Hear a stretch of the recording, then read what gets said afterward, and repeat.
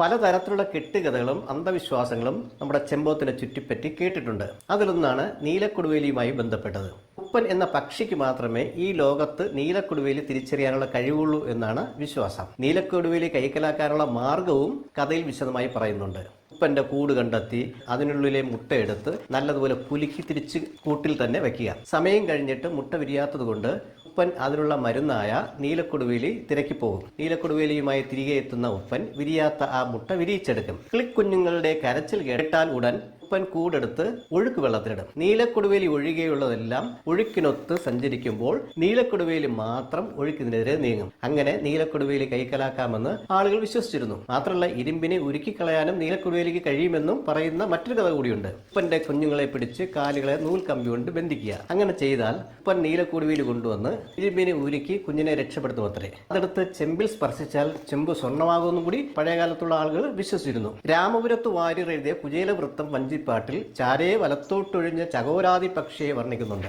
കുചേലൻ ചങ്ങാതിയായ കൃഷ്ണനെ തേടി അവൽപൊതിയുമായി യാത്രക്കിറങ്ങുമ്പോൾ കണി കണ്ടത് ചകോരത്തെയാണല്ലോ. തിരിച്ചു വരുമ്പോൾ അദ്ദേഹം കണ്ടത് തന്റെ കുടിലിന് പകരം വലിയൊരു കൊട്ടാരം. അതുകൊണ്ടാകാം യാത്രക്കിറങ്ങുമ്പോൾ ഉപ്പനെ കാണുന്നത് നല്ലതെന്ന് ചിലർ പറയുന്നതും വിശ്വസിക്കുന്നതും. മരങ്ങളുടെ നെറുകയിലുള്ള കൊമ്പുകളിൽ നിന്ന് ഉറങ്ങുകയും നിലാവുള്ള രാത്രികളിൽ ചിലപ്പോൾ ശബ്ദിക്കുന്നതും കൊണ്ട് ചെമ്പോത്ത് നിലാവ് കുടിച്ചാണ് ജീവിക്കുക എന്നൊരു സങ്കല്പം കവികൾക്കിടയിലുണ്ട്. ഇന്ത്യക്ക് പുറമെ പാകിസ്ഥാൻ, ബംഗ്ലാദേശ്, ശ്രീലങ്ക, മ്യാൻമാർ, ഇന്തോനേഷ്യ എന്നീ രാജ്യങ്ങളിലും ചെമ്പോത്തിനെ നമുക്ക് കാണാൻ പറ്റും. IUCN റെഡ് ലിസ്റ്റിൽ തീർത്തും ആശങ്കാജനകമല്ലാത്ത വിഭാഗത്തിലാണ് ചെമ്പോത്തിനെ ഉൾപ്പെടുത്തിയിരിക്കുന്നത്. ആവാസ വ്യവസ്ഥകൾ നഷ്ടപ്പെടുന്നത് കൊണ്ടുള്ള ചെറിയ ഭീഷണി മാത്രമേ ഇന്ത്യയിൽ ചെമ്പോത്തുകൾക്കുള്ളൂ. കൗതുകത്തിനായുള്ള വേട്ടയാടലും ചിലപ്പോൾ ഇവയുടെ ജീവൻ അപഹരിക്കാറുണ്ട്.